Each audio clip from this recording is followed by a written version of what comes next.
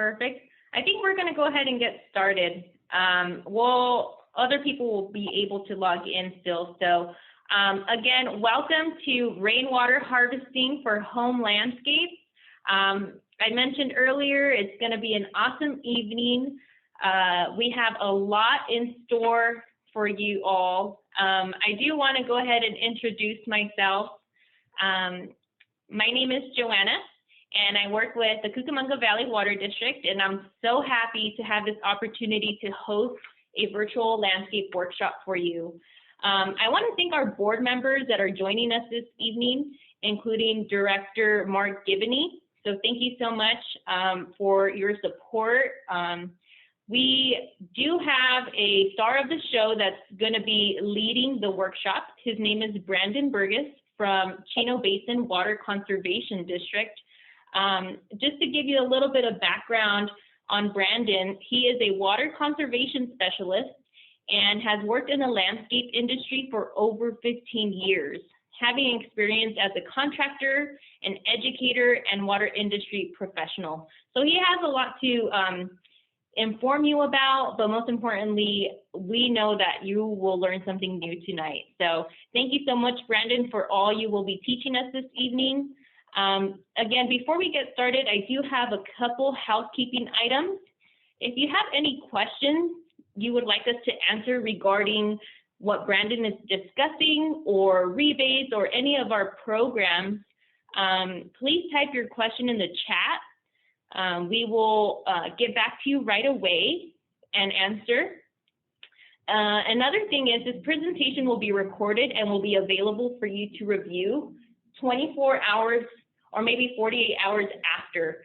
So just, you know, if you want to take a look or if you want to share this presentation, it'll be available on our website. At the end of the workshop, I encourage you to participate in a poll that we will have because we will be raffling off a rain barrel tonight. So it's going to be fun. Make sure you stay to the end so you can enter that raffle. If you want to go to the next slide, I do have a few fun upcoming events that we'd love to share with you. So we have an upcoming workshop in March. So it's a do-it-yourself raised bed construction and vegetable gardening online workshop. You register the same way as you did for this one. We also have a do-it-yourself find and fix leaks workshop in March. And for those of you who love succulents, we have a succulent savvy online workshop. Now I know we're going to breeze through this pretty quickly, but if you are interested in learning about our landscape workshop, tune into our website, cvwdwater.com/landscape workshops. It has all the information on there, and you will be able to register on our website as well. Another thing I do want to mention for those of you who have a beautiful garden, we do have the Water Savvy Landscape Contest that's open right now through March 31st. So if you have a water-saving landscape, we encourage you to apply. We would love for you to enter because it's a very neat program. And if you'd love to learn more, you can go on our website or call us at the number here that is listed on this page. And lastly, I believe we have our program. So we also have rebates and no-cost programs available to all of our customers. So we have a controller upgrade program, a pressure regulator valve program, and a turf replacement rebate program. So for those of you that are interested in some of our other no-cost programs or rebates, go to our website, cvwdwater.com/rebates to learn more. You can always call us as well. I don't want to take too much time talking, so I am going to pass it on over to Brandon because you're here to learn about harvesting rainwater. So without further ado, I'm going to turn it over to you, Brandon. Thank you so much, everyone. Thank you. Can everyone hear me? Good? Yes. Okay, so good evening, everyone.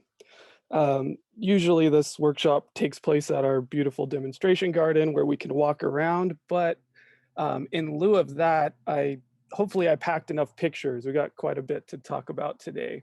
So with that, I'm going to start with the opening polls as I talk a little bit about our district before we get into it. So if everyone could do that, kind of give me a sense of who is in attendance, and kind of start the conversation because I don't get to see you all face to face. So I'm going to launch the poll.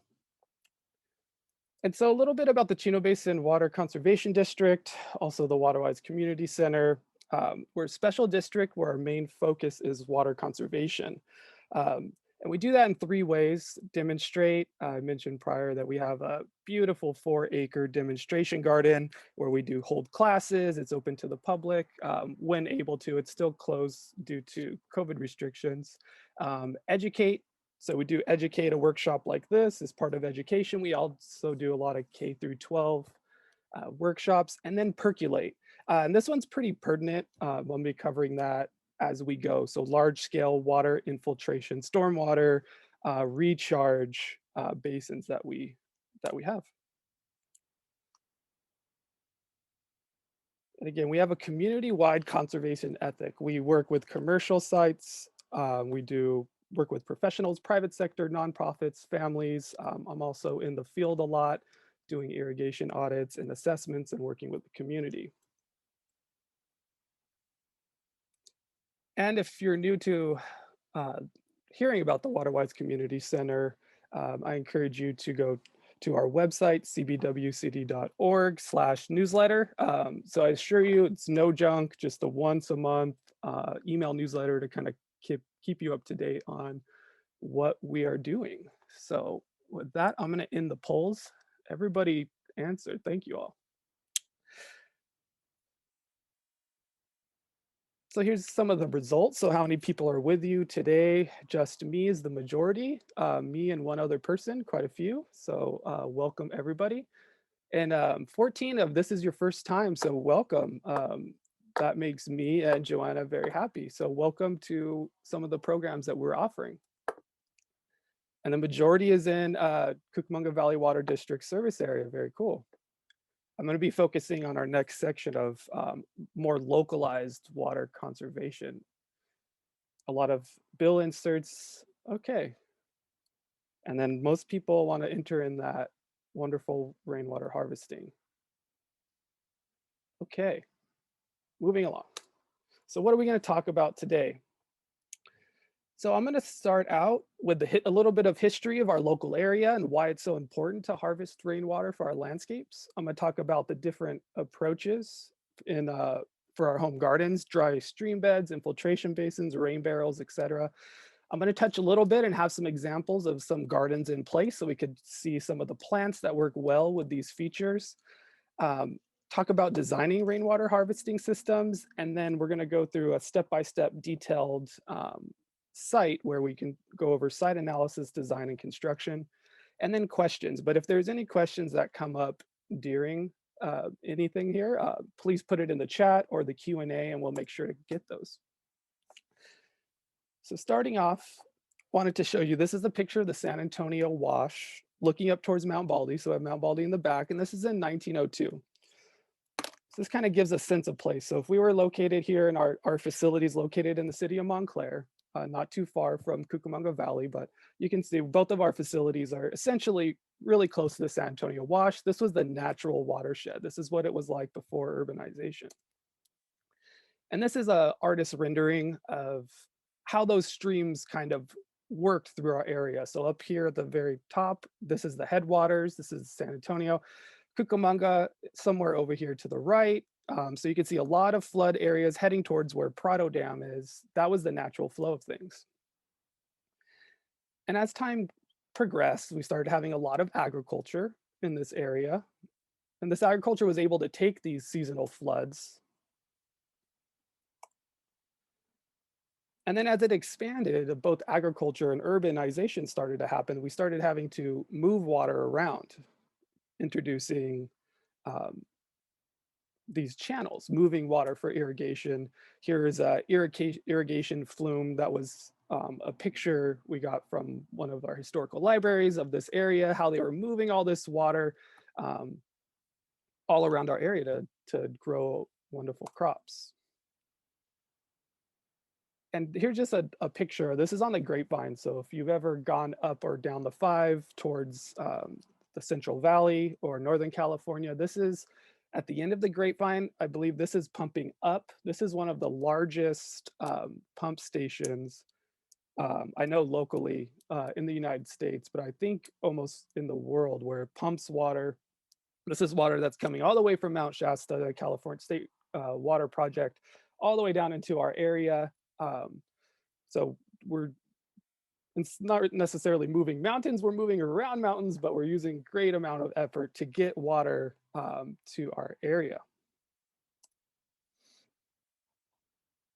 And this is the beginning, or this is around 1938. You could still see where that natural streams were running, but we started to see more urbanization. This is actually a picture. This is the Claremont colleges in the center, lower center here. If you know the area, that was kind of the start of our local area here in the Inland Empire, on the western side of the Inland Empire. And in 1938, we had a big disaster. We had massive flooding. So here's a couple pictures of all the damage. So this was in 1938. You can see large sections of roads. There was no damming or anything. You can see these large boulders that were up in the mountains just came barreling down with this flood, and lives were lost. And so what happened after that was strategic planning of these storm channels. So if you pass by, this is actually on the west side of our property. This is actually the San Antonio Creek. So this is the creek that would have naturally flowed from Mount San Antonio or Mount Baldy, that would flow down. So they actually channelized that. And so just a time, this is how the channelings kind of started. So they started with channeling in the 50s in our local area, San Antonio Creek, like I mentioned, um, just south of the Cucamonga Basin. You can see 70s, they start channelizing 80s. And then as far as land use, had a lot of vineyards, citrus in the south around Chino, irrigated areas like dairy and ag, and then we had urban areas. But as time increased, you could see so did the urban areas. And as that urbanization happened, as you can see in the bottom axis here, we have the years. We see a big reduction in stable groundwater. And there's a couple reasons for that. So naturally, in a natural environment, when it rains, 50% of that water typically stays in the soil through shallow infiltration where the plants can use, and then deep infiltration, which would go to our groundwater. 10% would run off to natural streams, and we would have evaporation. But as our area became urbanized, and this is true of most blossoming economic areas, we have very little infiltration, very, very little deep infiltration, and a majority of the water is being run off. It's because of the impermeable surfaces that we have. And so as time passes, we've had large scale solutions and small scale solutions. So this is a construction at the Huntington Library. Uh, One of my coworkers, he snapped some pictures when he was there. So this is um, essentially a large French drain, highly engineered, where they take all the water from their parking lot, and it runs through these tubes and it infiltrates, where it's going to be a period of gravel and some piping so that it can take all that water instead of running off, and it infiltrates it below subsurface. So this could be considered a small version of a small large solution. You can see they packing in. And then a large version of having a large solution for rainwater harvesting and percolation is these open pits. So this is our Montclair #2 basin. So we take water from nuisance flow from the streets, as well as when it rains. This is all channelized to where this will fill up. And the idea is for that water to percolate down into the groundwater to offset some of that urbanization. So here is north side of our facility to our Montclair number 4. You can see picture here. So essentially this water will drain down, um, and we have our channelized, we have our channels, and our channels will move that water. We hold as much water as possible, and that water eventually works its way down to our aquifer. And now you're probably thinking, great, that's great, Brandon, but why are we talking about this? We're here to learn about landscapes. So I say, absolutely, you're absolutely right. So our home landscapes can provide a small solution, but an important solution. And it's gonna help starting to simply with mulch and good gardening practices, we can start slowing and spreading of that groundwater. And how do we do that? So there are two solutions to water scarcity. One is reduced demand, and two is increased supply. So what does that mean? Well, the first thing we want to do is we want to make sure that we're not overwatering, right? So one way to reduce our demand is to make sure that we are using the appropriate amount of water. So no broken pipes, sprinklers that aren't adjusted, etc. For those of you that are listening and are in our Cucamonga Valley water district, one of the last slides has some information. One of the programs that we have at the Chino Basin Water Conservation District is irrigation audits, where my team will go to your house and assess your landscape, and it's a no cost service. So that's one of the first things, because no matter how much water we can capture, if our irrigation system is broken or in disrepair, we're going to be losing more than we can ever capture. So that's the first thing. Let's make sure that what we have is working properly. And there's many approaches we can do at home. So we're going to talk about mulch, permeable walkways and patios, terraces, rain barrels and cisterns, dry stream beds, swales and berms, infiltration basins, and French drains.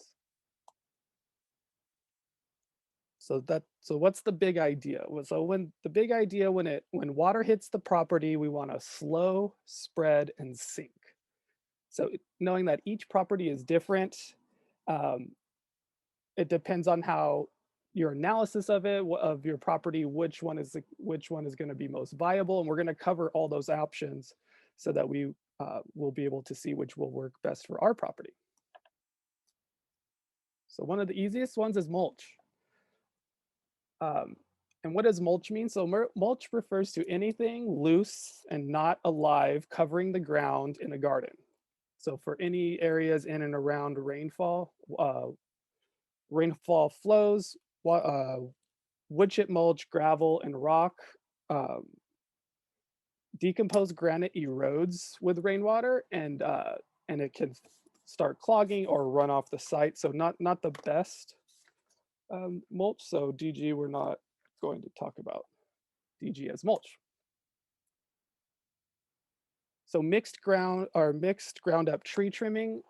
This is mulch. We give away mulch at the Waterwise Community Center for free to anyone in and around our service area. Mulch is a great way to help slow the rainfall. As the rainfall hits and water starts flowing, if we have mulch, as long as it's not a humongous flow of water, if it's the normal rain, it'll help slow down and then get that water to stay on your site. So here's an example. We have a nice path here with some rocks on the side to help hold the mulch in place in case there's a large downpour.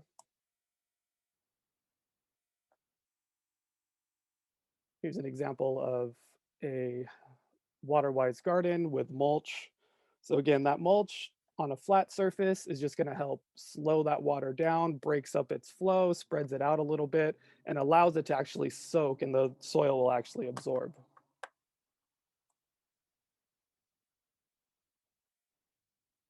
And so wood chip mulch in your garden, so prevents soil from eroding, washing away,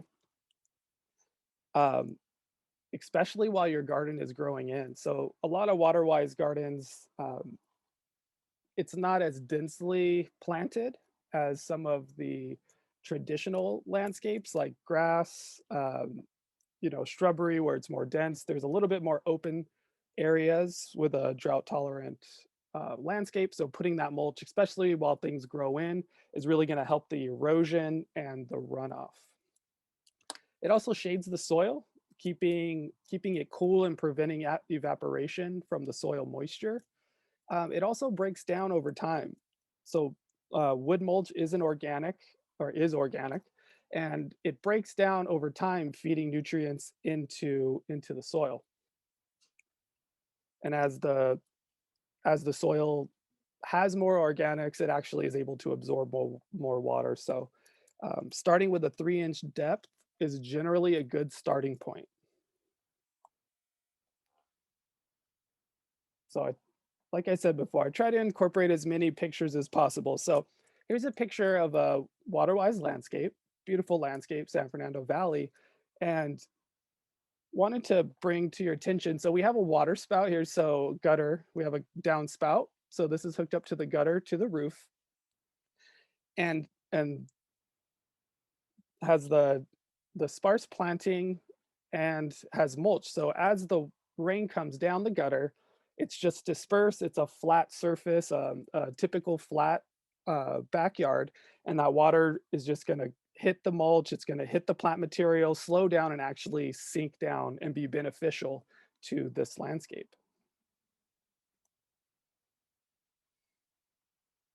And here's another picture. So I think this picture was given to us from one of our community members. I want to say that it's in Rancho Cucamonga. He went to our facility a couple years back and just was talking to us and was talking about his landscape. And we're like, wow, that sounds really nice. If you wouldn't mind, send us some pictures. And so this is the picture that he sent. He sent multiple pictures, but I'm using this one. So he converted his front yard, which was typical grass. He converted it into a desert scape with some flowering bushes, small Palo Verde tree. And this takes water from the backyard, from the roof, and it puts it in the landscape. So he's directing it with larger rocks.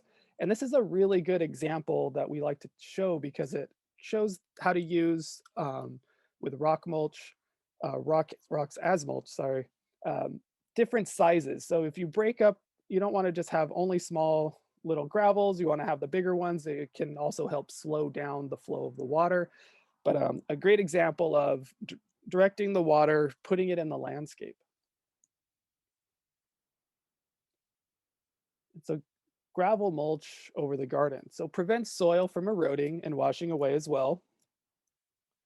Shades the soil, keeps it cool as well. Slows down the water running across the landscape when it rains. Again, that's huge. And there's no floating away or running off like there is a possibility of that happening if it is just mulch or wood mulch. So here's an example of a large flow of water coming in and moving the mulch. So a couple things, some of the pictures in here are not exactly the right design. This is actually in our garden. We had to fix this issue, so we dug in and put some rock, like a mini French drain, drainage basin, to kind of help keep the wood chips from clogging, because once this drain is clogged, it's moving water underneath the sidewalk to another area. If that wood mulch does block, it does become an issue. So permeable walkways. So this is other than concrete. So this is something where water can seep through. So here's an example. This picture was provided by the Theodore Payne Foundation Native Plant Tour. Last year they did theirs all online. So if you go to their YouTube channel, you can actually watch. They go through all these waterwise gardens in San Fernando Valley and Pasadena. And I like to show this one because it has some rock mulch, but it has these stepping stones that are just poured concrete, but they're poured in little squares, so the water can run off these squares and then be taken in by the landscape. So you can get that feel of solid concrete if you don't like walking on rocks in your backyard, but also have that flexibility, that permeability, the ability to trap that water. Here's a little more labor intensive, but this is just broken up concrete. And this is with DG in between. So sand set, basically pavers, but this is just broken up concrete. Like I said, you could do it yourself, a little labor intensive, but also a great option. And it doesn't have to cost a lot. Here's a seating area. I really like this example. You have your native salvias in here, your abuntias, your some cactus seating area, and you have just some gravel thrown around. So that's going to help slow that water, let it sink in. And then sidewalkways. So here's the water can still be penetrated, stepping stones along a small side. A lot of times this would just be concreted, so the water would flow either way towards the house, towards the neighbor's house. So that actually, putting these paver stones in allows the water to stay in place and infiltrate.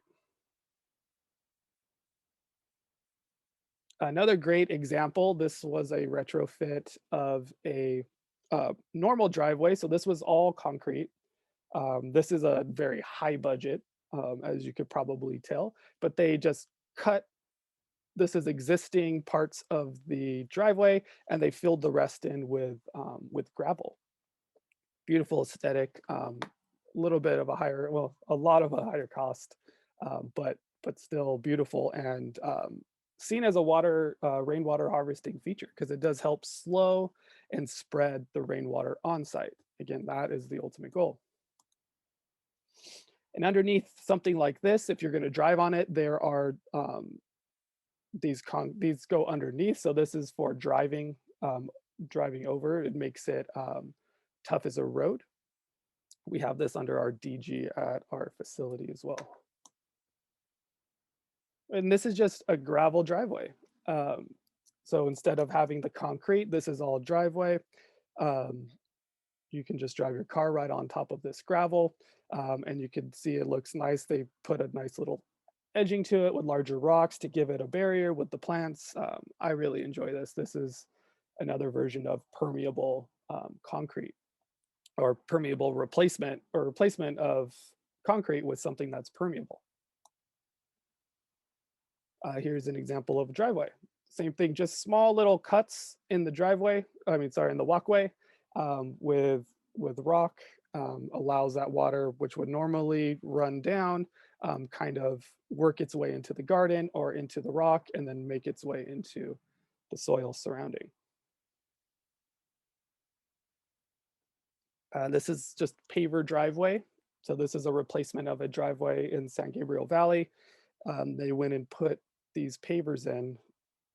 Again, the water will make its way through these little cracks and actually stay on site, providing water to these plants. And then overall, that water, instead of going down the storm drain and working its way through the channels, is going to stay in the soil. And if we all work together, as a large movement of doing impermeable surfaces like this, it'll help overall recharge of our groundwater. So terracing. So terracing is very helpful when we have sloped yards. Seeing that the poll indicated that there's a lot of people from Cucamonga Valley, being familiar with that area. You guys are closer up by the mountains. Some sites do have slopes. So this is going to be helpful for helping trap water and slow the water down. Because we all know when we have a very steep area, water tends to flow really fast down hills. And this is areas where swales or dry creek beds installation just wouldn't make sense, because the water would still be moving too fast to properly keep it. So here's a retaining wall installed. Again, broken concrete. I think for this site, they used concrete from their backyard. They had a patio they broke up. They were able to use it in terrace. So instead of this being sloped down, it's level now. And since it's level, they can just put in the bark mulch, trapping that water as it hits the area and trapping it for these plants. another example of terracing. So this was a very steep, you can see by the driveway, very steep front yard. So they had to do multiple terraces. And so you can kind of imagine. So I put these in here, these arrows in here to kind of show you how the water would actually run, right? So it would run, spill over, where the majority of it would be staying on the lawn, or where the lawn used to be on the front yard, and it would spill down, um, go into this area here, ideally before spilling over and going into the curb. And instead of having steps, they put in gravel. So water is going to go down underneath through the soil, through the gravel. Just a gorgeous landscape they got there. And then this was the neighbor's yard. So you can kind of see, if I go back to this picture here, you can kind of guess how it looked like, right? This is the neighbor's yard. And one of the issues with this would be the water, anything that falls down on this lawn would get some infiltration, very little because of the slope. We'll get water that's going to run off site and then also run down the gutters.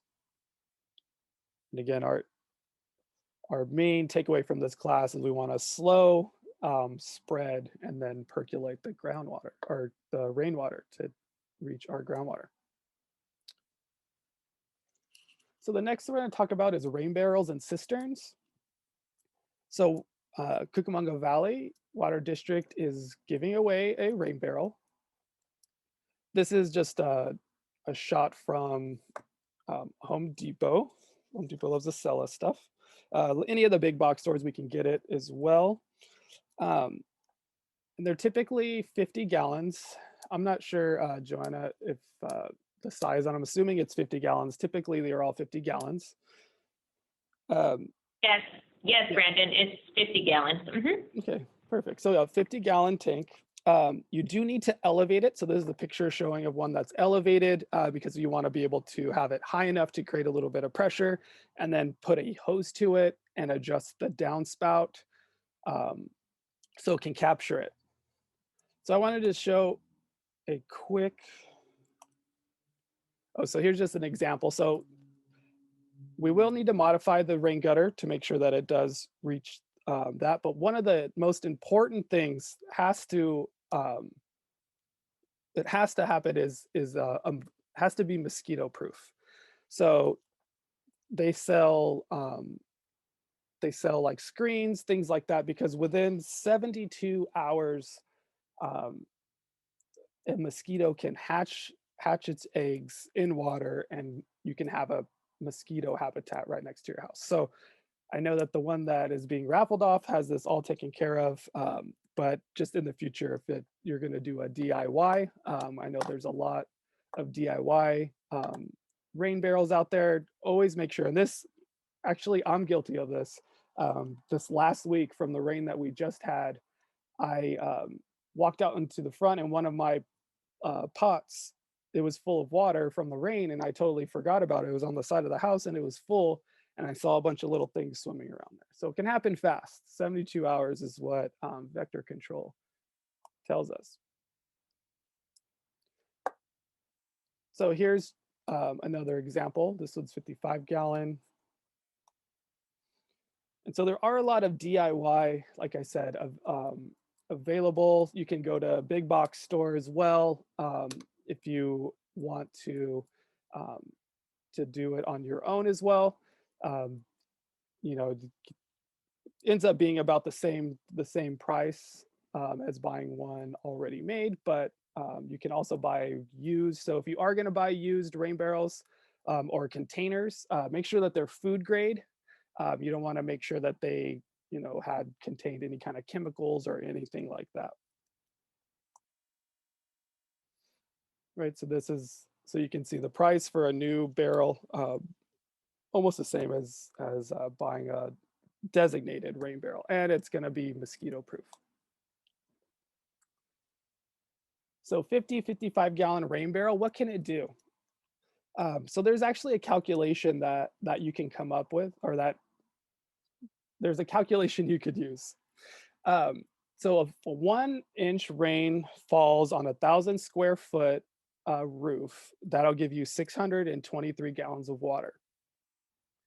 So what does that even mean? So if you want to calculate your rainwater, so if you know the square footage of your home, uh, you can calculate this. So the area of roof, square feet, multiplied by the rainfall in inches times 0.62, so that converts inches into gallons. Um, just for easier math, if we have a roof area of 1,000 square foot, and I took the rainfall from our last 2 weeks ago when we had that rain, January 28th and 29th. According to the CIMIS station, I got that we received 1.29 inches of rain. So if I plug those two variables into the equation, we got 800 gallons of water that could be trapped that fell off of our roof during those 2 days. So for a rain barrel, if you would be full, right? You would be able to trap 55 gallons and be able to use that for later. But the other, you would still have to deal with the excess of the water that's coming. So again, 800 gallons, we'd be able to trap that. So very viable option, rain barrels. But we also need to think of, when we have rains here, even though they are infrequent, we tend to get a good dousing at once. So we got to think about, as a bigger picture, rain barrels plus something else. We're going to have to move that water into our landscape and trap it.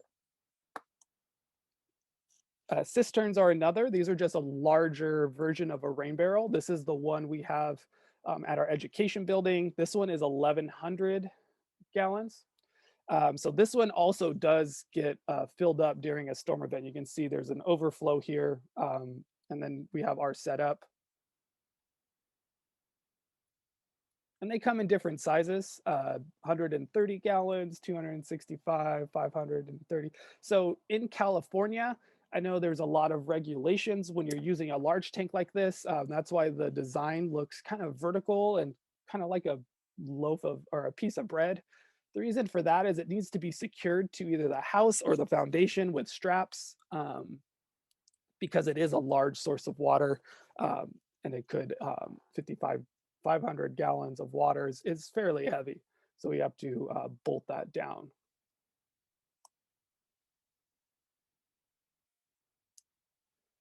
And so again, it's essentially just a large rain barrel.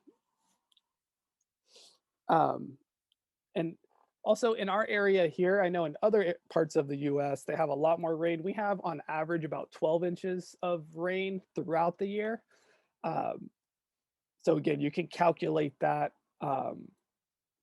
when it comes to how much water in gallons would that be if we caught everything from the 12-inch average year, 12 inches of rain, 1,000-gallon cistern cost about $1,000. If we captured every drop off the 1,000 foot or 1,000 square foot roof, we would cap the catchment of about 7,476 gallons of water per year. And the cost in our local area, we're lucky that our water rates are fairly low. So that would be a water cost of about $38. So if you're looking for a return on investment for trapping the water in, let's say, a larger cistern, it would take about 26 years before you would break even. So more of an enthusiast thing. I have them installed at my house, not a cistern, but some rain barrels. But I also have to think of, what am I going to do outside of that? Because I have potted plants. Rain barrels are perfect for watering my potted plants, especially things that are underneath the eaves that don't get that rainwater. That's supplemental water that I would have to pour out of the tap. So let's go over some ways that we can effectively build upon our rain barrels.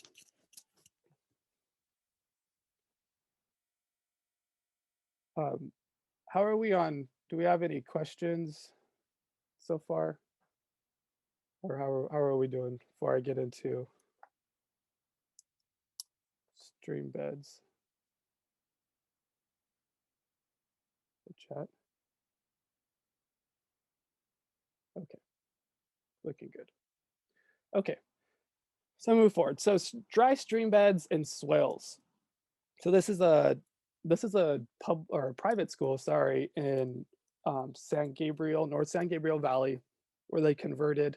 Um, and we'll go back to this with specific details.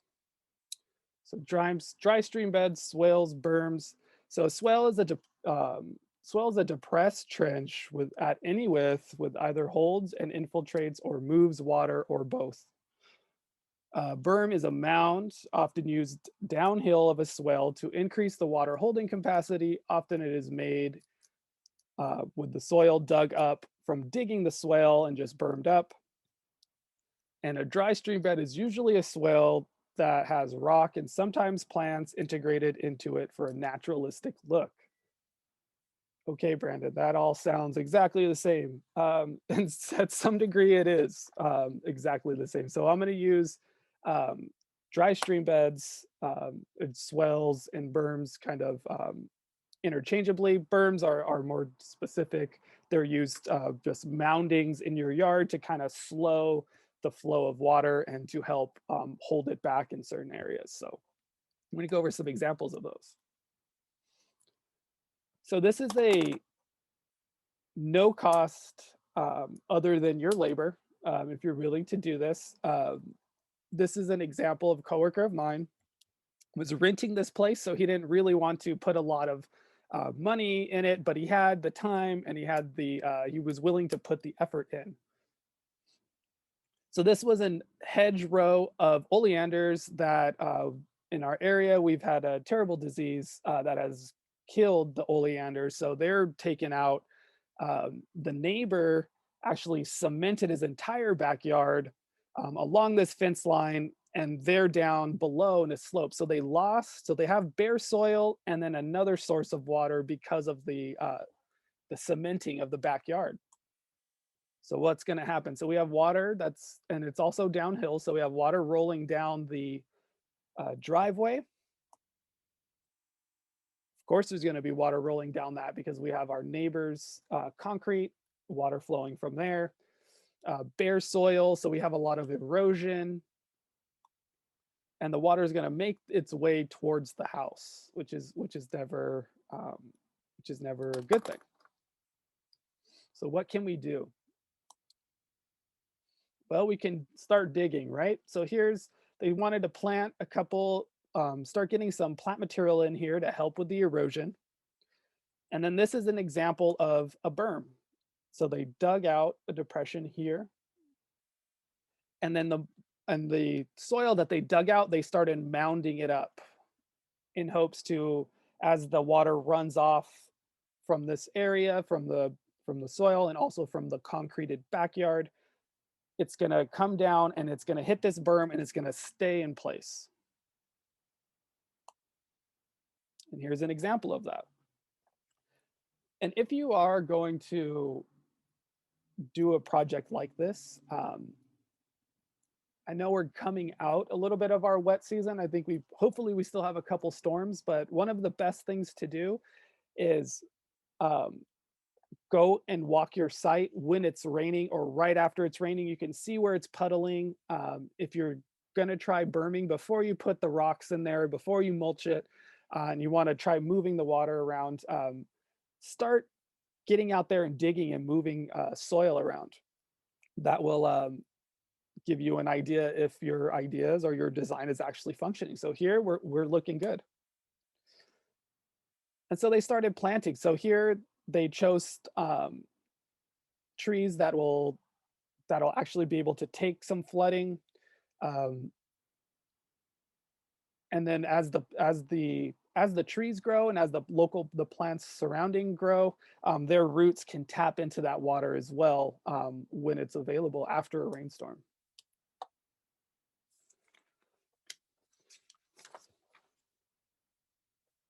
And it doesn't have to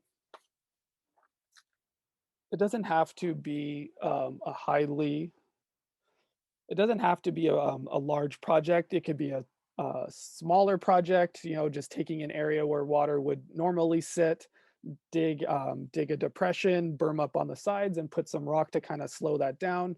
Still gives that naturalistic look, beautiful look.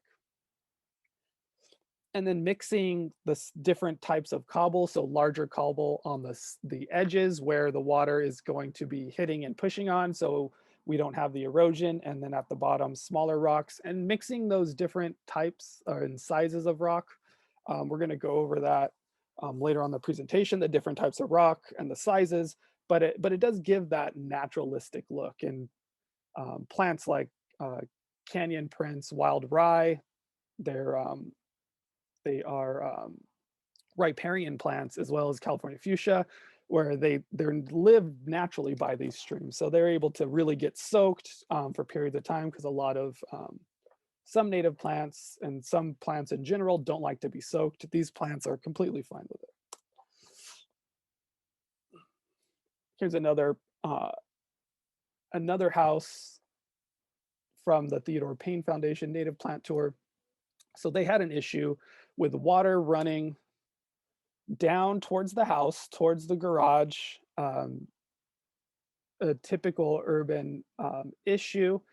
And instead of just having the normal lawn and they would have the puddle and they would have to go in and out, what they did is created this nice little mini swell that pushes the water to the backyard, to this area where um, they didn't have to do rock and have a big gaping hole. They have a nice flat surface with mulch. So they're able to take the water, move it around to the side where they have a bigger area, bigger flat area. And that water is just gonna go ahead and sit here and work and soak up in the soil, giving water to more of these plants instead of the water just bunching up here by the house, you know, making sure that it's beneficial for your landscape, and the hazards and the issues with flooding in the house and rotting of the frame and the wood in the house. So here's a cutaway of a detail of creating your swell. So we want to go about 1 foot down and no more than 3 feet across for the maximum slope. So we don't really want the sides of the slope. Typically, we don't want them too steep. That promotes a lot of erosion and issues moving forward. And then we also want to have an overflow. So just in case we have a massive storm and our swell that we have fills up to capacity, we want to have an overflow point, and we always want to make sure that that overflow point is going towards an area that we do not want the water to go in the first place. And we'll show examples of that.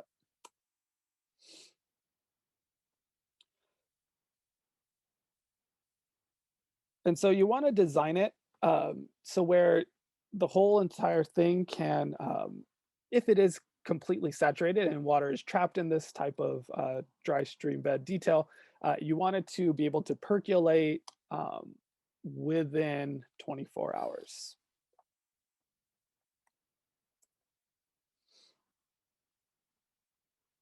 So here's just an example. So when it does fully or halfway, or whenever there's water inside our dry creek bed, you can see the water does wick out to the sides, so giving water to larger shrubs, trees.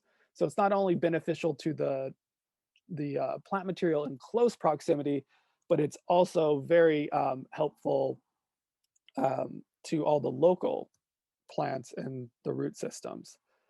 And one thing going back to this, so when I mean a foot, 1 foot down, I mean to the top layer of the gravel. So you want to dig down about 3 inches to have a nice 3-inch coat of rock and gravel, so that we don't have any, we don't get it to move. So 3 inches is typically a good layer of rock and mulch.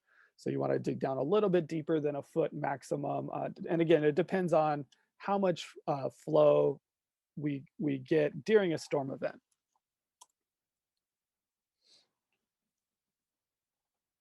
So going back to this example. So you might say, well, Brandon, that looks pretty narrow, right? Doesn't look, that looks pretty steep and steep and narrow. And you're very right, it is steep and narrow, but there is a workaround. So if we zoom in, so you notice that they have the smaller gravel on the bottom, but then they have larger cobbles built up and soil packed behind it like a mini retaining wall. That's the only way to do a steeper slope than 1 foot deep by 3 feet wide.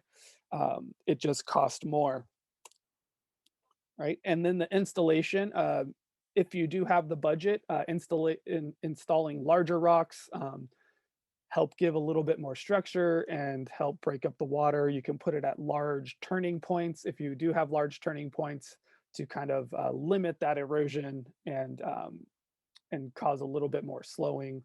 I think it looks beautiful, but again, I don't have the budget to do anything like that. Rocks, they do charge for rocks by the pound.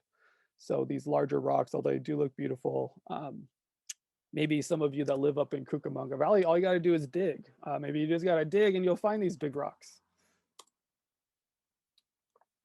And so if you do have compacted soil, I'm going to show an example of our demonstration garden. We ran into this issue with construction compaction. So compaction as a whole is not the best thing for water infiltration. So compaction could be high foot traffic areas. It could be, let's say there's an area where you have parked cars or driven over, or there's heavy machinery during a remodel or building of a house. So compaction is very, prevents a lot of percolation of water moving through the soil. And there's some workarounds on that as well. So you would just need to dig a section deeper. Essentially, when we're going to cover French drains, you're doing that similar thing. So this would be in pockets. So you would do about every 3 feet away, 3 to 5 feet away, depending on the size of your overall dry creek bed. But you would do these pockets of about a foot wide by a foot deep below the level of the dry creek bed in general.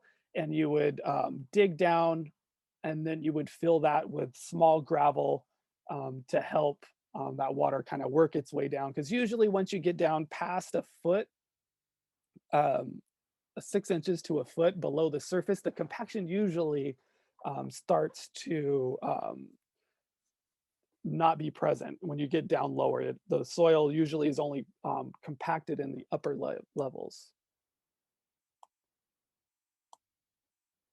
Right, so here's that example. So here we had an issue of water running down our driveway area towards our education building. We had rocks here. And then this was a swell that we dug, but this was a holding area for a very long time during the construction of our facility, or our remodeling, I should say. And so there was nothing but like materials for building materials, big trucks, tractors, all kinds of stuff, all in this area. And the result was a lot of heavy compaction. So this is our team member, Daniel, in there with a pick, trying to break the soil level. Although that didn't help in this specific situation, we had to have our facilities team bring their roto hammer, so like a mini jackhammer, and make those pockets, which we filled with gravel, and that was able to make it work. Another thing that I wanted to talk about is if we do have sloped areas, we want to berm up and have an overflow. So if our existing grade is going down, we want to build our berm to make the water in a level space, because we want to avoid the situation. We want to not build our berms too high, and then the water, once it's full, instead of overflowing away from the home, it'll start working its way back towards the home. And as a good rule of thumb, I don't know if I have this in a slide, but we want to do any of these water features where we're trapping water, other than if it's a flat surface and we have a downspout that's going into mulch. But when we're talking about stream beds and berming and infiltration basins, we want to do it a minimum of 10 feet away from a structure, just to help with the puddling, the infiltration, because again, that water doesn't just go straight down, it goes out as well. We want to try to keep water away from the house. So as a rule of thumb, 10 feet away is about the sweet spot. So to confirm this, that we have it properly angled, we can use what's called, or we can use a line level with mason string. Very cheap little tool. Here's an example of it. That's a level that goes on the string. We can use some stakes to go across, make sure it's level. So we want to make sure that we dig at an angle, and we'd want to make sure that level with the berm. We don't want to have our berm higher than level. This is definitely something that we show a hands-on lab portion, but this is what we got for Zoom.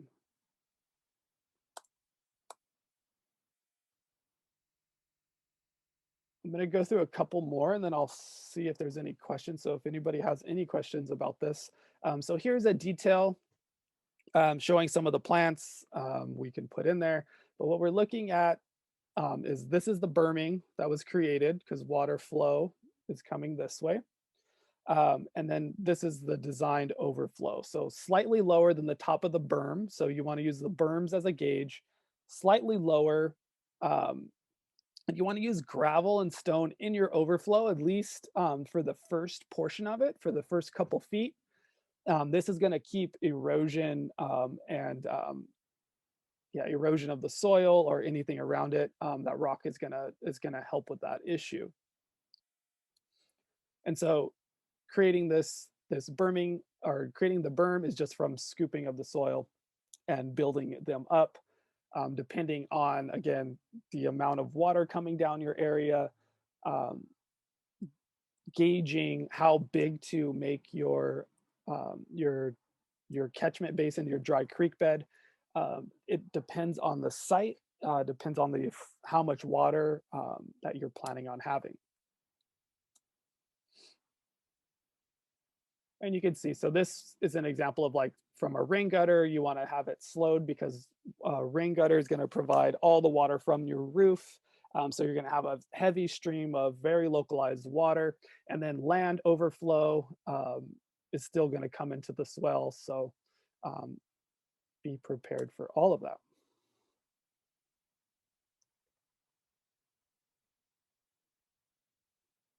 Okay, it seems like we have a question.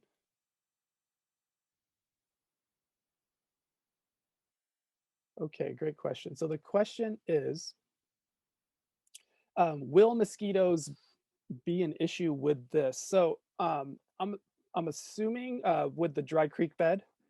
So let me go back to that. Ideally, if it's engineered correctly, and again, if you do, you want the water to last about a day. So if it is a large amount of water that you are going to be collecting, maybe a deeper, a wider swell, if you have the room, would be a viable option. And the mark that vector control gives us is 72 hours. So as long as you don't have very compacted soil, your swell should go down within 72 hours. So mosquitoes should not be an issue with this. Great question. I mean, again, I do this for a living. I forgot that I had a pot on the side of the house filled up. It's been over a week. Seems like there was some mosquitoes swarming around there. Okay, great. Another question. If land overflows into the soil, does it need to be redug for maintenance? If so, typically, how often does it need to be redug? Great question. So maintenance. We don't really get into too much of maintenance, so I'm glad that you asked this question. Let me click on your question. So yeah, so if there shouldn't be an issue with a lot of soil coming into this. I'm gonna show you maybe French drain is an option that might work a little bit better, and you can also do those. The last example is going to be a French drain into one of these types of swells. Um, so if you do, I mean, if it is, let me think about this. Okay, so if you do have like a lot of soil going in there, over time it will become an issue. Um, I have never seen it, and I've been in landscape maintenance as well for a long time that the soil's an issue. I do see like leaf debris as an issue with some of these that kind of could slow the infiltration, as well as if the bark mulch is also getting a big influx in there. However, those are organic materials, so they will break down over time. So um, I haven't seen an issue with it, but that's a great question. Maybe it would be the solution if this is an issue that you have. Sorry, there's a fire truck going Hi, by. Brandon. Yeah. So we had a question earlier from Jordan who tuned in. I don't know if you already touched base on this, but his question was, where do we find information on anchoring slimline cisterns? Anchoring those into it. I would think it would be the building code, but I guess that's a broad answer to it. If you are still tuned in, if you could put your email in the chat, I could look into that because I don't have a solid answer for that, a specific answer, and I feel like I should. So great question. But please put your email in there, and I could look into that. I know the people to ask, so it yeah. But that's a great question. Awesome. Yeah, great question. Thanks, Jordan. We have your email. Oh, okay. Yeah, thank you.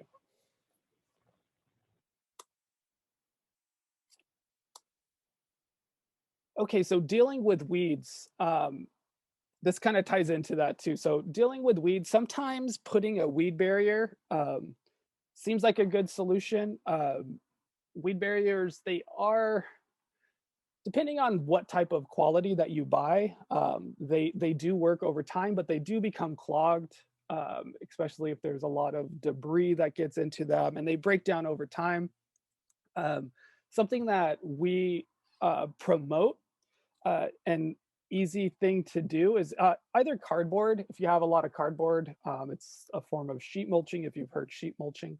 But an easier, more viable is the pro size painters or builders tape. You can get it from any big box store, and using those as layers. So if you have an area where there's a lot of weed pressure, and you know that that's going to be an issue, this you can put this down. It's fairly cheap. It's 3 feet almost by 200 feet, and this will also break down.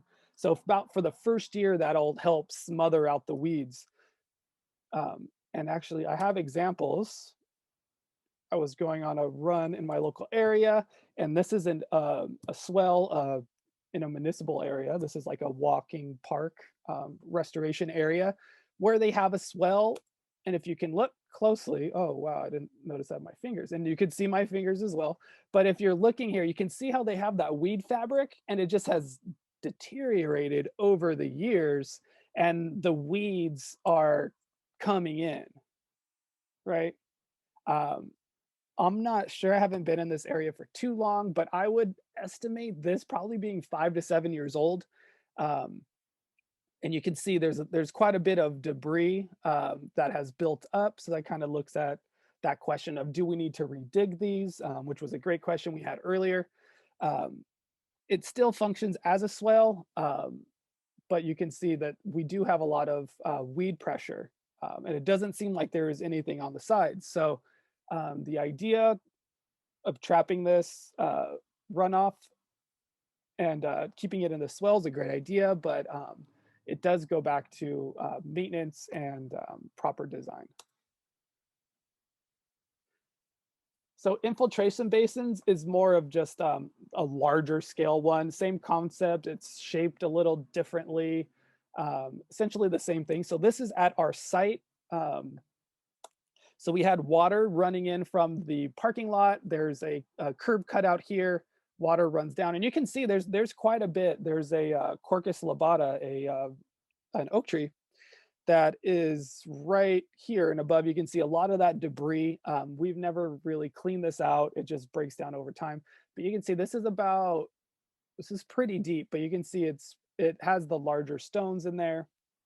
The water soaks up and infiltrates here, and then if necessary, it overflows, and then this goes into another area.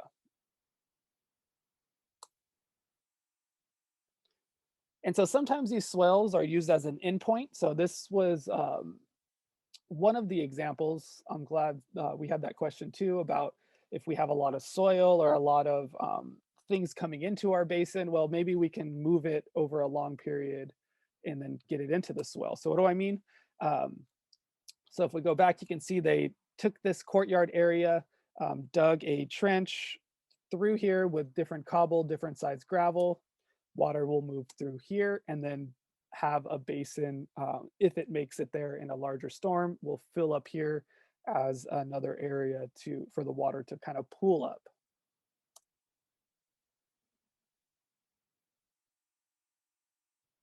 So is this a vegetated swell, infiltration swell? It's all just different ways people say a rainwater harvesting swell. So here the water would, over the California gray rush, the water kind of settles. These are riparian plantings, so they're able to be drowned out and still be fine. So determining the size of the infiltration, in reality, most suburban yard size that will fit and look really nice, and then plan to send the overflow somewhere, that makes sense. So how do we calculate that? So it can get kind of mathy. Again, we're recording this. I'm going to be posting this on our YouTube channel, and Joanna will make it available to everybody as well. And then I'm also going to be posting a PowerPoint of this, a PDF of my PowerPoint. So if anybody wants to go back and go through and look at the slides, because I know some of these we get a little bit mathy, and I have still quite a bit to cover, so I want to make sure we cover everything. So we go back to that. So I want to get into French drain. So it sounds exotic, but it's basically a trench filled with large gravel. So very simple concept, often used in places where there's no room or opportunity for any other features, narrow areas, things of that nature. So it's a good way to kind of pick up water and move it to where we want it to go. So best for large diameter gravel, 1.5 to 3 inch gravel. So when you buy gravel, it comes in different inch sizes. And I have examples of some of those later on. Right, so here's that swale that I had that picture of our team member Daniel going at it with the pick mattocks. We have that runoff coming down and the swale, but this swale it's not big enough, nor did we want to make it that much bigger. So we installed the overflow into a French drain. So you can see these are raised planter beds in the off season. We don't have anything planted, but you might not have noticed it, but this is the French drain. This is where I would probably say a really bad French joke or something, but you don't have to hear me say that. And then again, if we have that water flowing down again, then we have another area where we dug down and backfilled with gravel to where kind of like a spreading area. So you can see here, for contrast, what we'd have a lot of water here on the sidewalk. You can see our soil's really saturated and puddling up, which is just fine. but you can see all the water that usually would be in this concreted area is now in our landscape as well from our French drain and swale system. So typically a French drain is about a foot minimum in width and then a foot deep. And you want to use that 1.5 to 3 inch natural granite, gravel slash drain rock. And then if you do have edges that have soil or mulch, you want to use more larger cobbles to kind of hold that back. This is an example if it's right next to a sidewalk. Here's in landscaped area, you know, you want to put gravels on either side to kind of hold that back, and that smaller gravel here. But what you also want to do is loosen a little bit, you know, as you dig the trench, go ahead and and kind of pick at and break up a little bit of the surface of the soil, especially if it's clay or compacted, to kind of help the water infiltrate. And there's two ways you can do it. You can either, if you only have a very small area, or if you don't want one of those large infiltration basins, you can just follow the natural grade, go the foot down, the water will be able to slow down and spread into the soil underneath. Or if you have, you can make a sloped bottom, and this would be an example of if you want to move the water from point A to point B.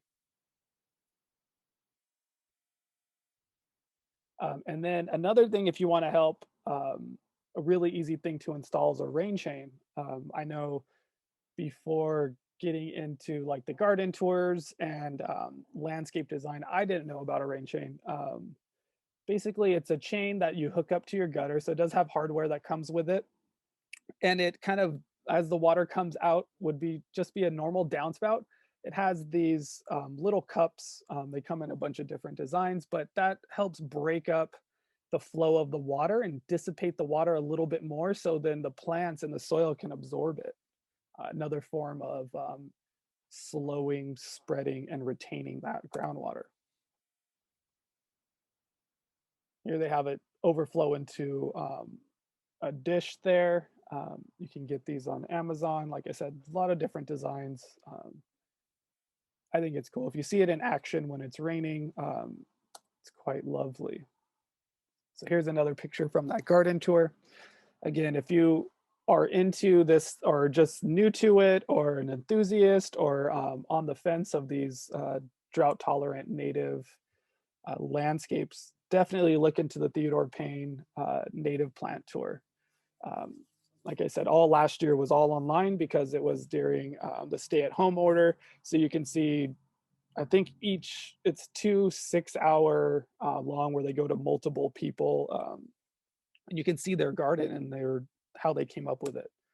So this was one from there. So here they have the rain chain, but then they also have just a minor little swell because they have a pretty flat area. They say, hey, I don't need to hold a lot of water. They didn't put too much gravel, so they have some bare soil, which is just fine. Some California gray rush along the sides of it.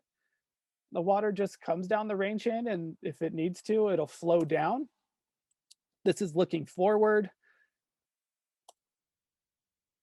And there you go. The water moves. The water can go into this area with the mulch, which is going to hold on to it. When your area is pretty level and you don't have massive flows of water, you don't have things coming off the street, doing a design could be a little more discreet. Maybe if you didn't see these, be here on this webinar, or have some more sort of understanding, you wouldn't really know. You're like, oh, they just didn't plant some plants, you know, maybe they're going to do it, and that's their choice. But no, it's a water feature. Here's a downspout. This is at our facility, so one of our large conference rooms. This is the downspout, and you can see there is a lot of leaves here as well in our rock. And again, we don't really, unless it becomes an issue, we'll take those out. But those just break down over time, and that's good. That's beneficial to the soil. But you don't necessarily need roof gutters. So downspout locations often make for concentrated location of of rainwater for you to capture, but capturing rainwater that is sheet flowing off the roof without gutters, we can narrow a French drain or a thin dry bed, stream bed along the drip line of the roof if necessary, and get that water to kind of move to where we want to.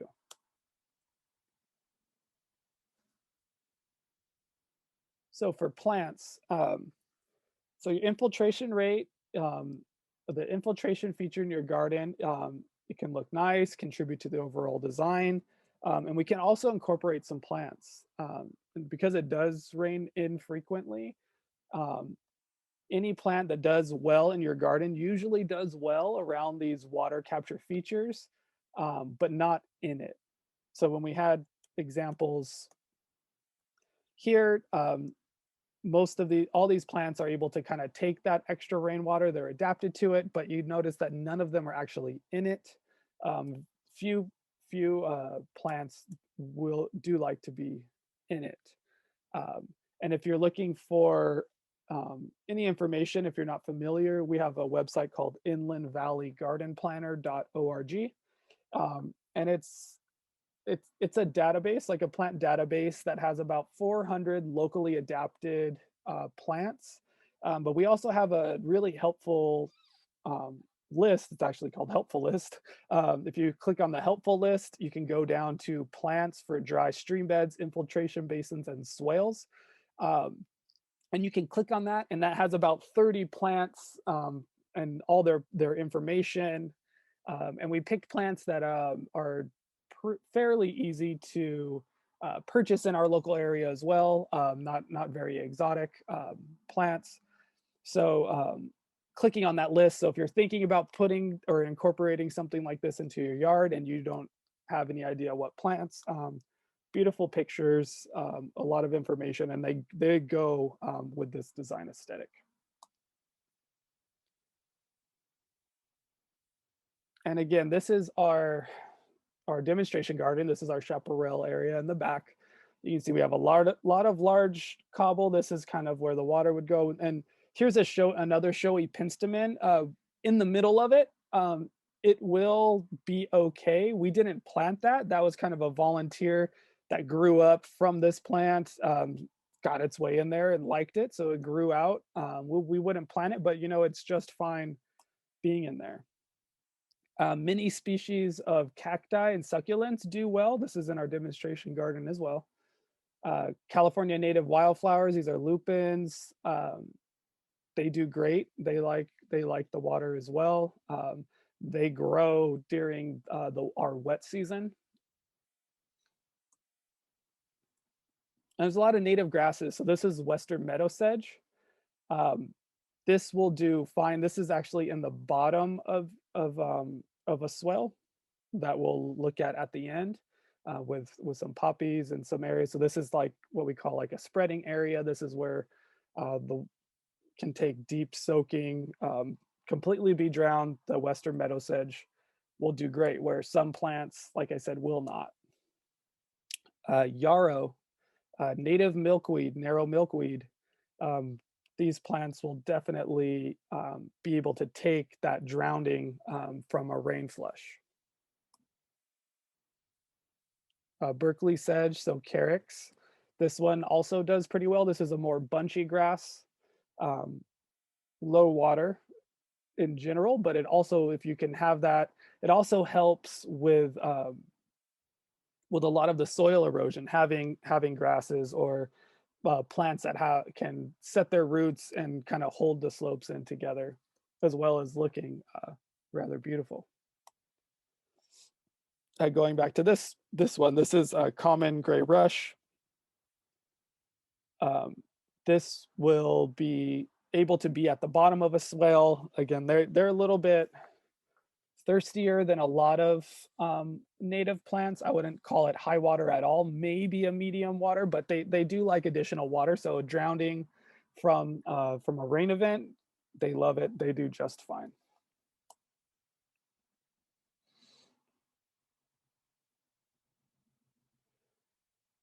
So materials, so getting rock. So on our website, if you go to cvwcd.org/presentations, that's where you'll find all the PDFs of our PowerPoints of our presentations, as well as a list of local landscape supply yards and building material yards. We understand that when we're teaching these classes, another component of helping the audience is to actually say like, hey, this is where the local retailers, these are the local areas where you can actually get what we're talking about. So river rock is a type of gravel. So if there's a lot of different areas. So a lot of different gravels. I know a local area, it's called Wolfenberger. That's located in Chino, city of Chino. You go there, they have all different types of rocks, sizes. But when you're looking at gravel, it's usually sold by what's called a scoop. So most often that is a half a cubic yard. And so cobbles are sold by the pound, so a little bit bigger. So usually, and they have them in large wire baskets attached to a pallet. You can either order or have them put the whole pallet. It does get heavy, so you do need a full-size truck. Boulders are also sold by the pound and delivered even in bulk or individually. And then the prices per pound can vary depending on where you go. So large boulders are very expensive, can get expensive very quickly, and then you have to move them around as well. So if you aren't moving them around yourself, then you need to get heavy equipment to go on your site, and then now the heavy equipment is causing compaction. So if you need to use larger than a wheelbarrow to move the rocks, either you're doing it yourself or you're hiring somebody. Usually that's as big as I would recommend, unless you are lucky enough to have these larger boulders on your site already. So this is 1.5 inch river rock gravel. 1.5 inch could be a little bit harder to find. And then we have pea gravel. So that's scaled to hand in your hand. And then we have bird's eye gravel. So this is also a little bit harder to find, really, really small, but it can really help give that natural look when you use this in with cobbles, mixture of smaller cobbles, bird's eye gravel, even pea gravel, with some accents of some larger rock if you have it in your budget. So here's an example of what it looks like with cobble or boulders. You can see here's that wire cage. You can go in there and pick it.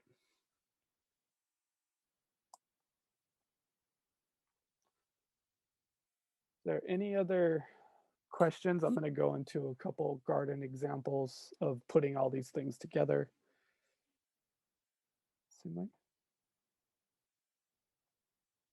Just going through the chat.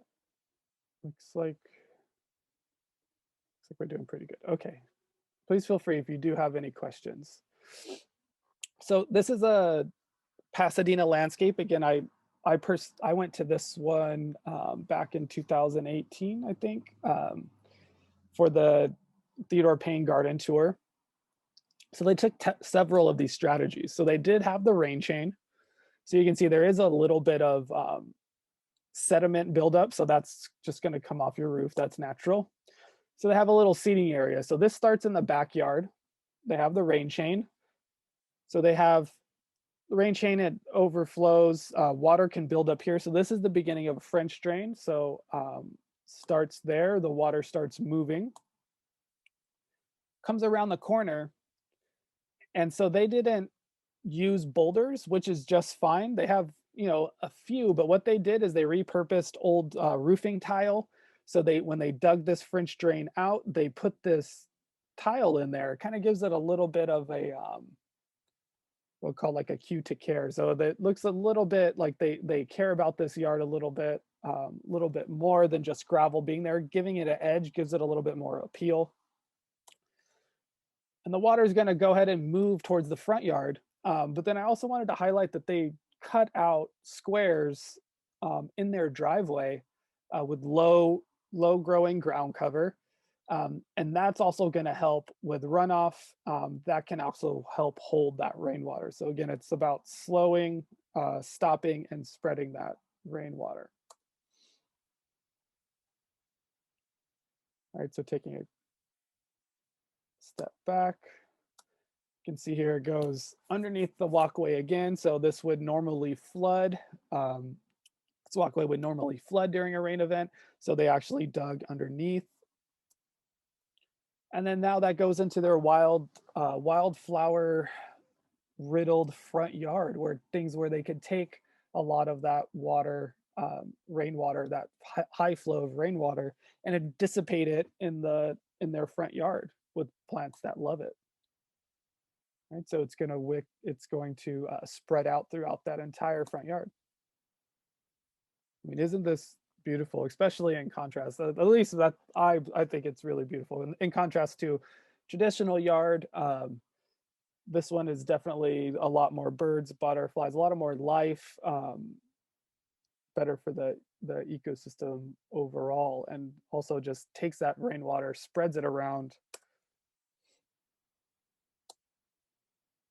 And this is an example of like the side yard. So we talked about small strips. You can do cobbles where rainwater can actually slow and percolate because it's on the soil. This one is just gravel here.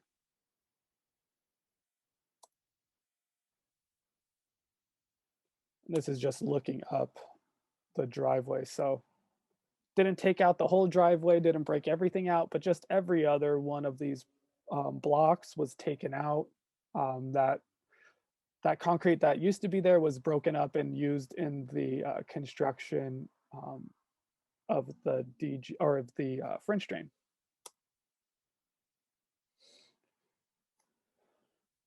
So the easiest to include in the beginning, along with the rest of your landscape, if that's possible when we're thinking about design.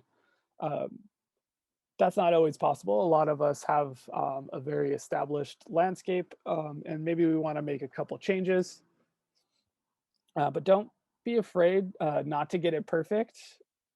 Make sure that you know where the water is going to go, and when we have an overflow, where's that overflow going to go, and then account for that. I mean, if you have an overflow and you're like, hey, this is as much as I can trap, I can't trap anymore, and your overflow can go into the street, right? You're doing your best to trap as much of that rainwater. You can have your rain barrels, you can have your swales, you can have whatever you want, but doesn't have to be perfect.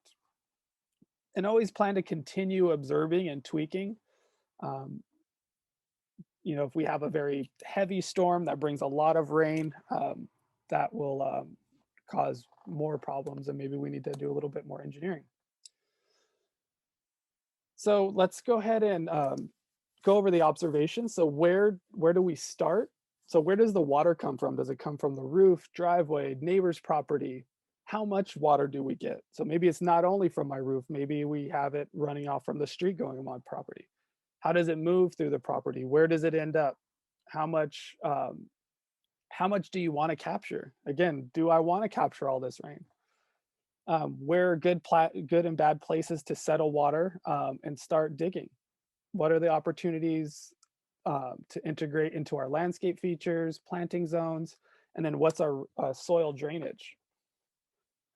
So a real quick soil drainage test.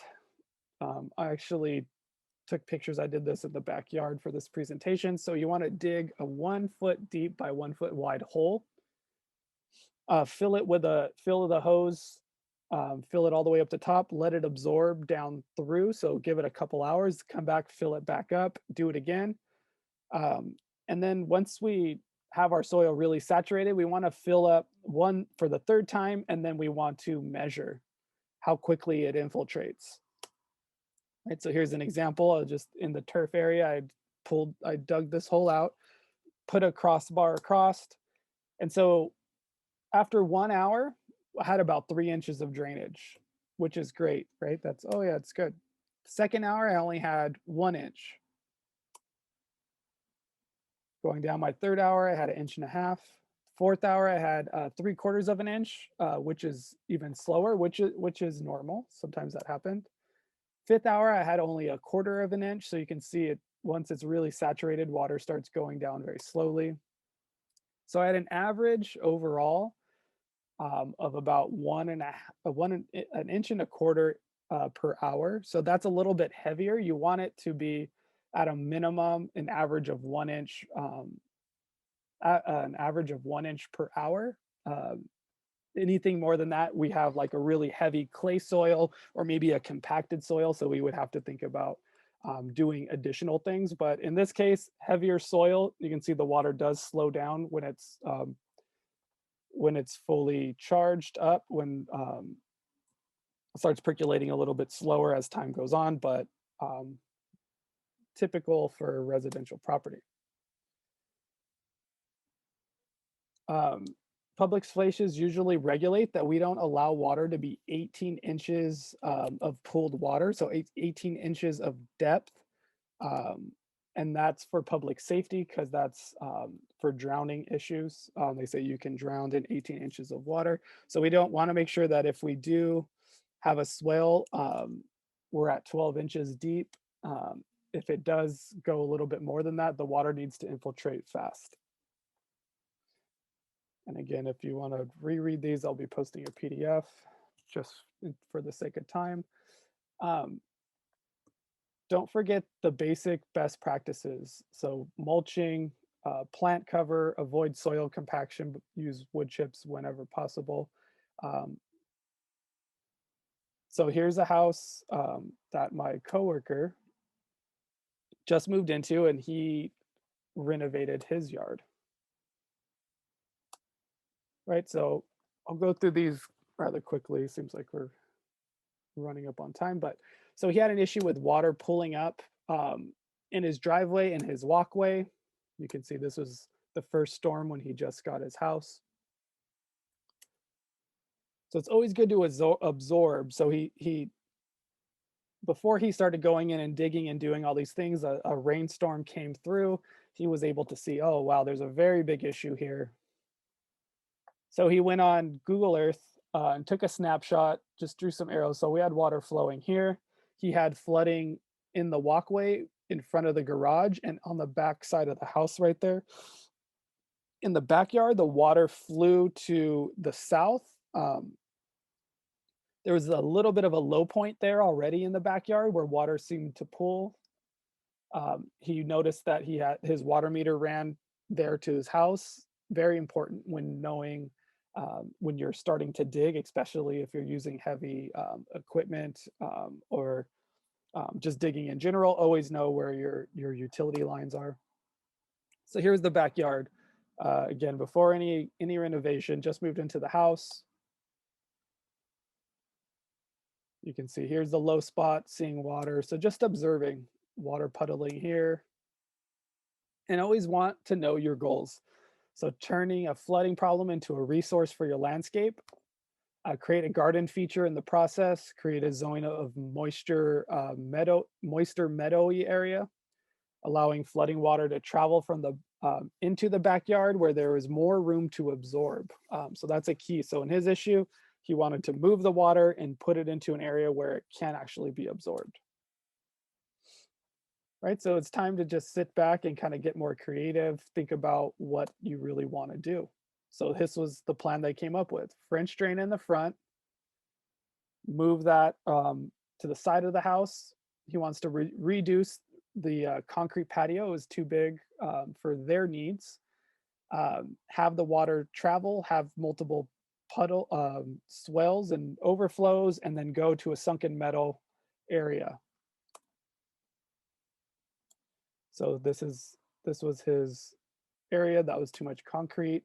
And so using that as a resource, you can use that broken up concrete in the design as well. So here was a area that would get flooded. So what the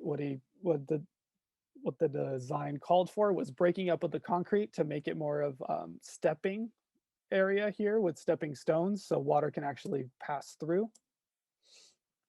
And then repurposing repurposing that broken concrete.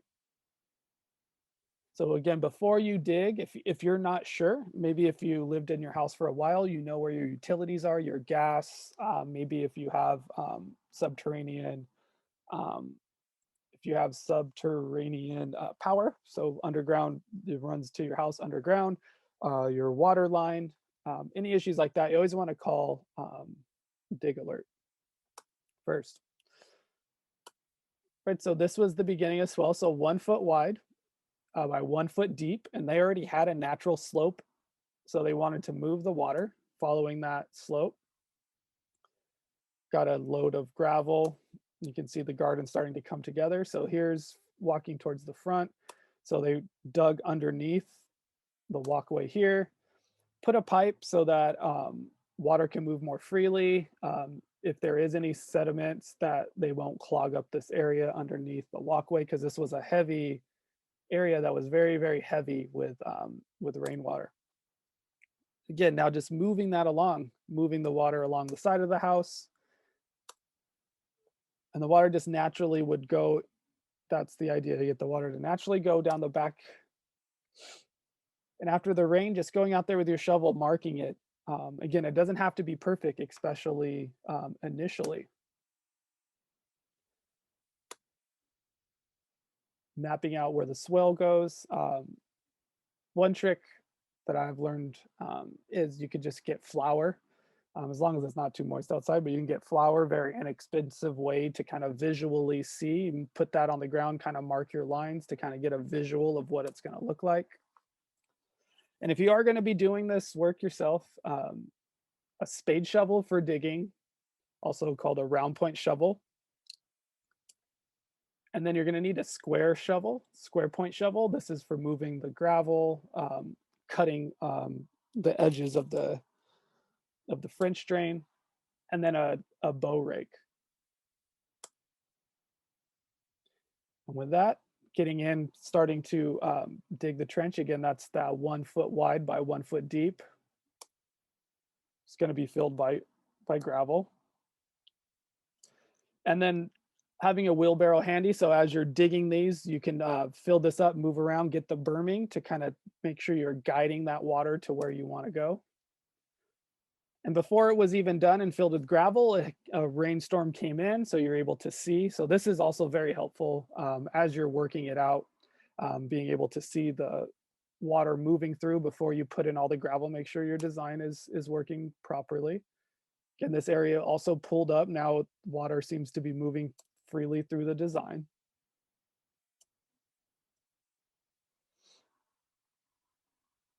You see as natural, here's the area where they wanted the water to settle. The water seems to be settling in that area and moving, um, and everything going to plan.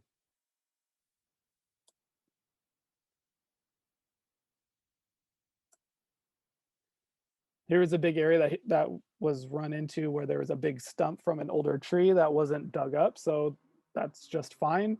Berm up on the side, get the water to move around. So this is another just infiltration and slowing area before it gets to the spreading ground. Again, here's the area, kind of a larger backyard. So they're able to have a large area where they can trap all the rain.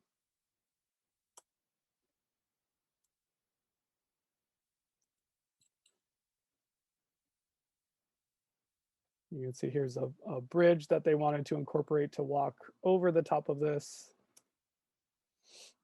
So now that the design seems to be working properly, then they started putting in the gravel and also started to plant in. So they were able to design this and then build and design their garden around it. So they have a beautiful, mostly native garden. So they have the water runs down, they have a rain chain, so they have all the area where it used to be flooded. Now this is the French drain. They incorporated the look of that into the garden. Not very noticeable. And you can see, so this is when the garden kind of grows in. So these are, again, plants that'll be okay with that extra water. So Vinca or Verbena de la Mina, which is this beautiful purple here. Margarita bought Penstemon. Both of them will be just fine. They're kind of growing over that French drain, so it's not as visible as well, but they're able to take that deep soaking of water as well. Yarrow, again, another plant that does really well with extra water from a rainwater feature. Mountain marigold, beautiful flowers for a very long time, really tough and smells just beautiful. Like some people say it's a very strong scented plant, kind of herby, but especially when the rain hits it and you just walk by, you can smell it. Great plant for water features like this. And then at the end, started building up berms to incorporate terracing. And this is going to be the sedge spreading ground. This is at the very end where all the water that moves through the entire system ends up here.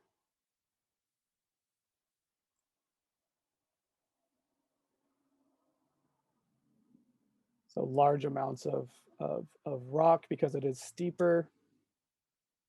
And again, this coworker, he's actually my manager. He's a professional landscape architect. So that kind of shows with this. So this is getting closer to completion, using some of that concrete that he had broken up, use that as berming. Again, if you're going to do a steep berming, you want to have heavier rocks, larger rocks, or concrete, recycled concrete. And this is the garden as it's growing in. So you can see here's the swell, here's the bigger berming. So you build to make a symbiotic design. So the plants go with the water features. So they help each other. And this is as it's growing in. This is kind of the western meadow sedge growing in. This is about, I want to say like 8 months after installation. The plants coming in, the wildflowers, the monkey flowers, the mallows. So a lot of these plants, the blue-eyed grass, beautiful California native plant that is riparian by nature, meaning it lives by these stream beds, so it will take that extra water. And you can see, so this is the area where the water overflows completely. It kind of traps and settles in this area. So they're able to take 100% of any storm and move it to the backyard where they have the space, where they're able to they're able to absorb and spread it out. So slow spread and infiltrate. Right, and now that they're happy with the design, you can start putting in the rock. So this could take a long process, depending on how involved you want to get.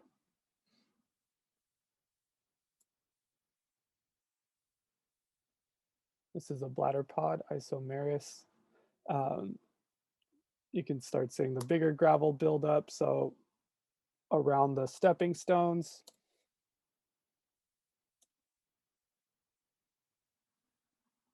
Brittle bush and Celia farinosa. But with this one, I wanted to show an example. So this is that paper that I showed in previous slides. This is the construction, the painter's paper. So this was used as a weed barrier, and you can see it's starting to break down as the weeds underneath killed. So it doesn't mean that you're going to be weed free 100% or forever. You will still have to hand weed anything that that is near close proximity to weed seeds or just in any urban area, because weeds just seem to pop up everywhere. So you will still have to have that, but this will help. And you know that it's going to break down over time. The same as landscape fabric will tear and break up, but it doesn't break down and be beneficial to the soil. And then enjoying what you created is probably the best part. So this is about like a year, about 18 months after the completion of the garden.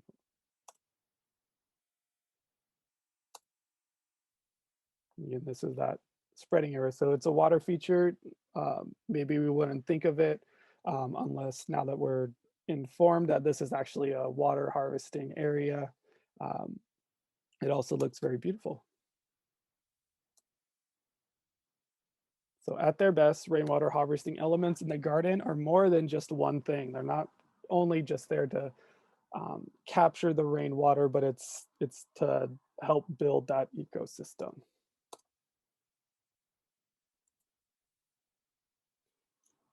And with that,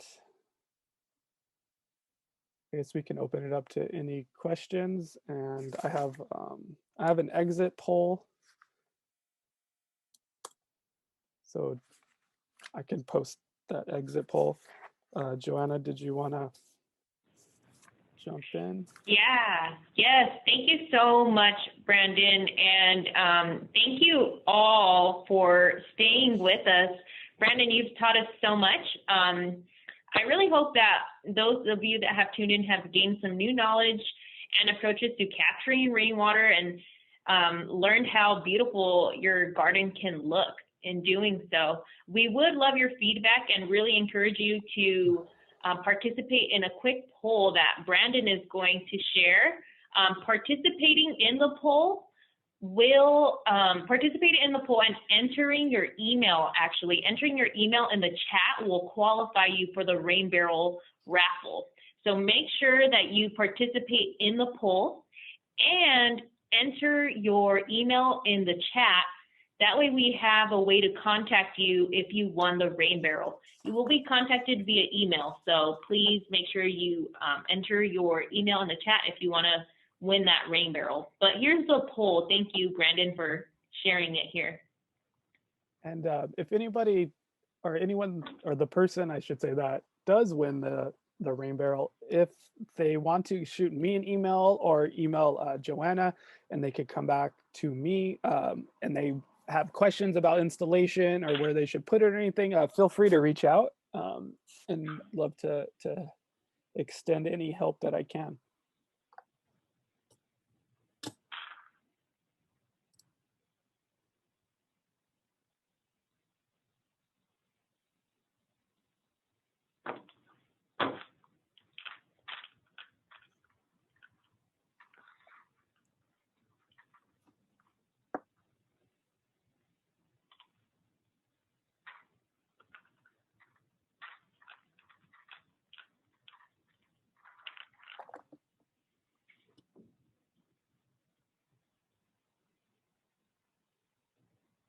Awesome. We're getting some great feedback on the chat, so we really appreciate that.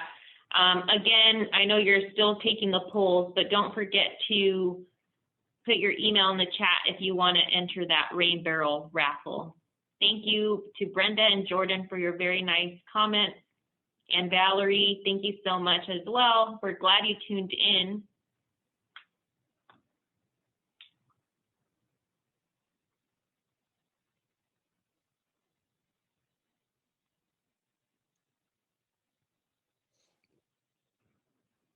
Awesome. Thank you, Jeff. We're glad that you tuned in. Nellie, thank you. We see those emails popping up, so we really appreciate them. We will contact you through email, so keep an eye out on your email tomorrow. We will be contacting you if you won the rain barrel. We will also announce the winner on our social media, just to give you a little praise there for tuning in. We will have other opportunities for you to win other fun stuff. We have our upcoming workshops, so make sure that you follow us on social media to learn about those workshops or visit our website. Awesome. And then thank you, Brandon, again, for allowing us to download those PDFs. So the PDF to the presentation will be available on our website as well as the video to this webinar in case you want to share and spread the knowledge with your neighbors or family. We would really appreciate that. Okay, it looks like the poll's finished, so I'm gonna go ahead and end the poll. So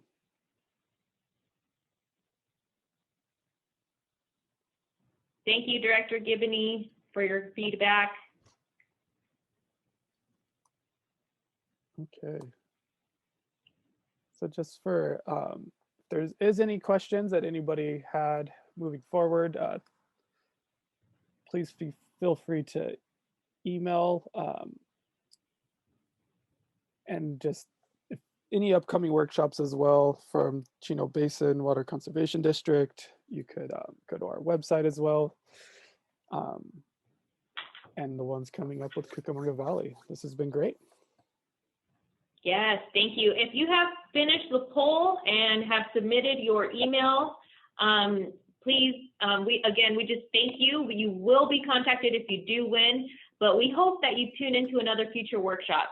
Again, thank you so much. We hope that you have a lovely evening and a wonderful holiday weekend. Thanks again for tuning in.